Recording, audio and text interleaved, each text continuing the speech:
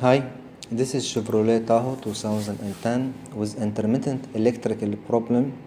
As we can see, the gauges goes up and down, ABS light on, check engine on, traction control on. Sometimes the vehicle brake by itself. When it came to my shop, I tried to start the engine, but the engine won't run. After a lot of diagnosis, I found this problem. I went to the electrical center, as we can see in this video, and remove this green connector. This green connector is for high-speed GM LAN connection, and I try to start the engine.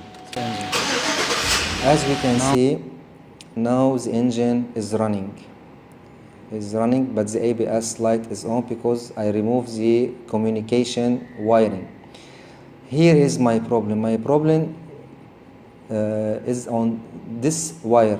I will figure out and I will find the problem on this wiring. Thanks for watching.